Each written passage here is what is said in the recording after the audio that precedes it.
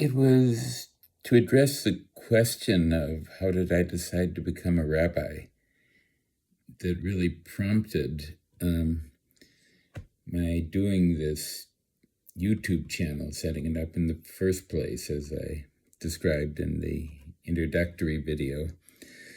The whole story, of course, has many aspects, and I don't want to go on too long about this in any one video. So I'm not going to get into my family background and orientation towards Judaism in the family, except insofar as it relates to the immediate story. I'm only going to briefly mention my time in the Buddhist community. I'll go into more detail in future videos. And also, once I made the decision, the process, becoming a rabbi, starting bonding with the congregation and serving in, and all the satisfactions and challenges around that. I'm going to try to stay to the core, try to stay on topic.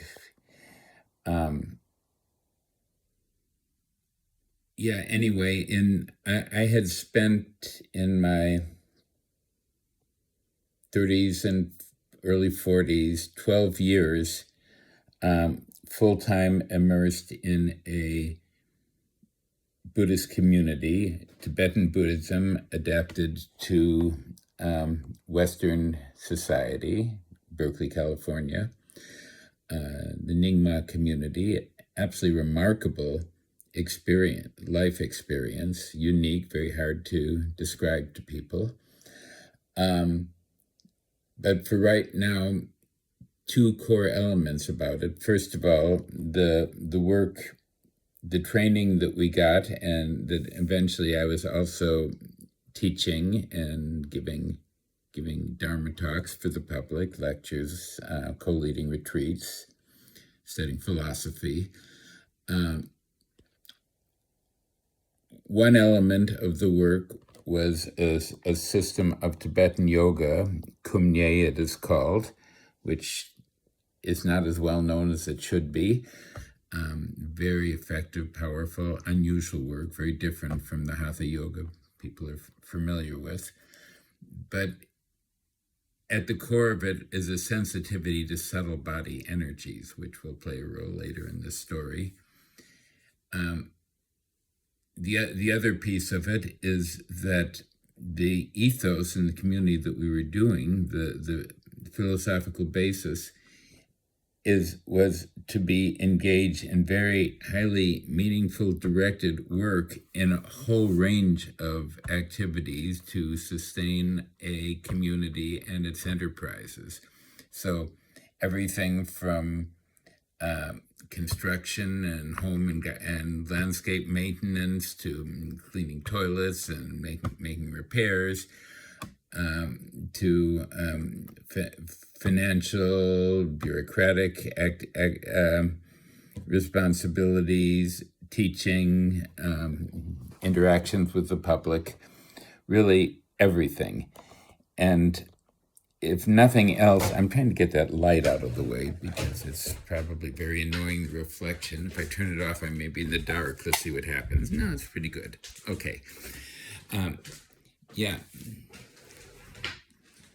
So the core of it was that, a little like in the Karate Kid, that it was through mundane and practical activities that were meaningful and goal-directed, maybe washing the windows of the sensei's car, and Karate Kid didn't always seem that meaningful and goal-directed, but certainly the work we're doing was that to meet the challenges of whatever work it was that we were doing. And so we would be doing not the activities that in mainstream society people would need to have education and papers and license for, but we did. We took whatever responsibility, within the realms of reality and legal constraints and the like, to meet the challenges of work situations that ordinarily most people in society would never get the chance for such a range of experience. But it meant to be constantly engaged, constantly needed, pulled in 15 different directions at once, a lot of time pressure. When I met Alicia and made the decision to leave the community, and together I would go back with her to the Netherlands where she lived,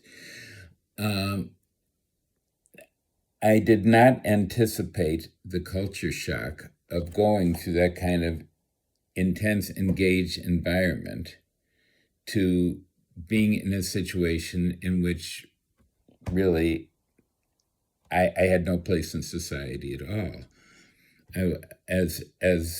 Living with Alicia, I got the papers. I was allowed to remain in the country. It took a few years before I actually got a work permit. But I was learning the language. I didn't know the society at all, and I had anyway been outside of mainstream society, so I had no track record. I had nothing to put on a CV or a resume. I wasn't really sure how to define my skills. I thought I would get good support because Alicia specialized actually in her work in advising people how to make career shifts, do informational interviews, make contact, build a contact network, present themselves. But I was a pretty hardcore case. And between Alicia and this excellent network she had of really outstanding people in that field, it was very, very difficult to get a foot in the door with practically anything. Also, I was in my early 40s, and the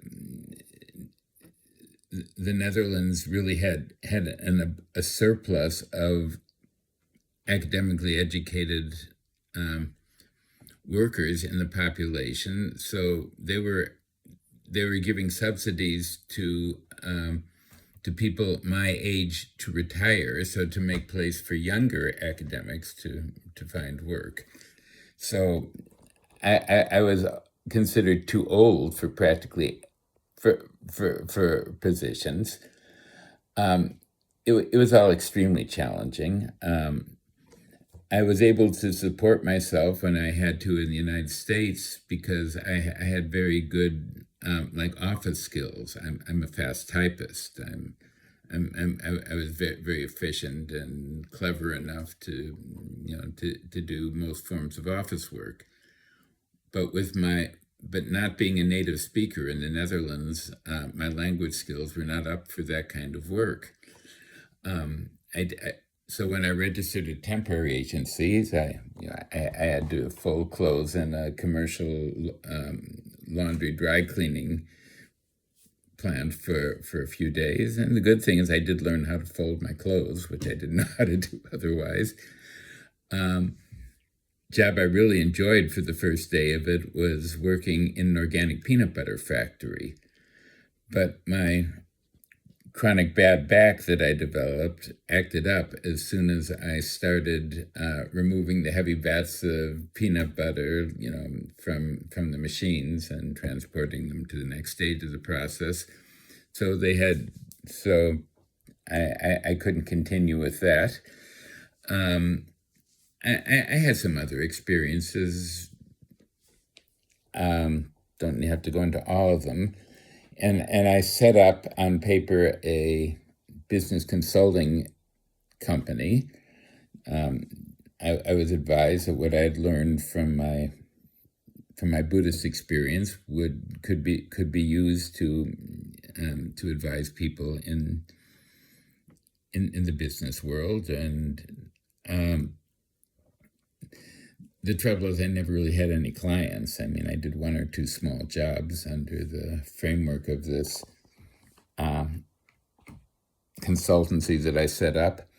Unfortunately, the main result of it was further on down the road when I went to the United States to start studying and preparing for rabbinical work, and Alicia remained in the Netherlands for a while. the the company got audited, and she had to deal with the auditing and all of my very messy and disorganized paperwork.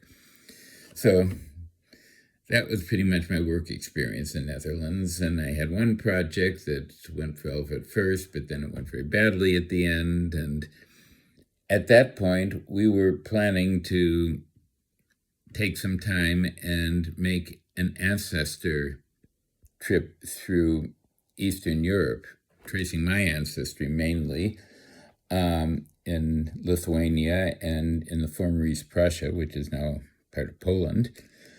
And we also got advised, actually, from Alicia's stepbrother, that there was a workshop that we might find interesting and valuable. It was in family constellation work, and it was in Berlin. And being in Berlin was interesting to me to do any family-based work because that was where my mother was from. And actually, at the end of this workshop, we took a little walk from the workshop facility to my mother's former apartment, and we bought a signed lithograph from Chagall along the way, and it was a very good experience. But the workshop, the family constellation work, the idea was to take a look at patterns that repeat themselves in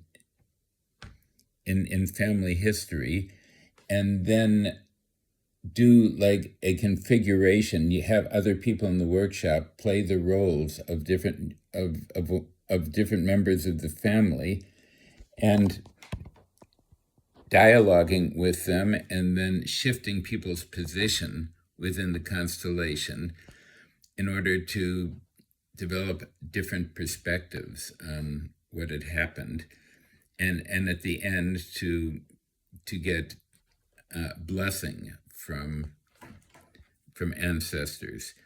The therapist who set up this method was a former Catholic priest, and he was very interested in the stories in Genesis of how the patriarchs would seek the birthright and the blessing from their fathers. So in this workshop, most of the participants, as far as I could see, were actually therapy clients of the facilitator, Dr. Mariana Franca, who is amazing, and working through their issues, for some of whom those issues were quite intense. And there was one participant in the group who felt so much the anguish and of what others were going through during these constellations. At some point, he just laid down and said, I will watch, but I can't really handle being part of this anymore. Anyway, at the end, I got to do a family constellation. And the core of the story was about my paternal grandfather, who had been decorated for his service in the German army in World War I, and then during my mother's childhood suffered a severe depression. When Hitler came to power, he didn't leave when the rest of the family left. He said, this will all pass over soon enough. When it does, you can come back here and I'll be here waiting for you. Well, that's certainly not what happened. He, like other Jewish war veterans, he was forced into the scheme to give his life savings to be in the Jewish retirement, Jewish war hero retirement community, which meant they were all brought to Theresienstadt, where he perished. As I told this story to the German participants, of course I was the only Jew there, in this workshop, everybody was just in tears and feeling the guilt and the war trauma and everything that came up. It was, I mean, the room became just so intense. And when I set up the people to play the different roles in the family, I said to this young man, who had been so emotionally moved by everything, I said, and that he wouldn't participate anymore. I said, I want you to be my grandfather in this. And he really got into it. It was wonderful. And the whole thing was just so transformative, so powerful. And at the end, he, as my grandfather, said to me, you need to go into the world now and to be proud to be a Jewish man. That's what you have to do now. And then at the end, Mariana, the facilitator, we had told her about our trip that we were planning to Eastern Europe, and she said, you need to go to Theresienstadt.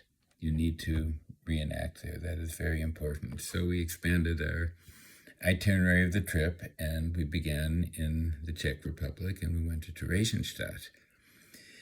And first we spent a lot of time in the archives. The Nazis unfortunately kept excellent records of everything.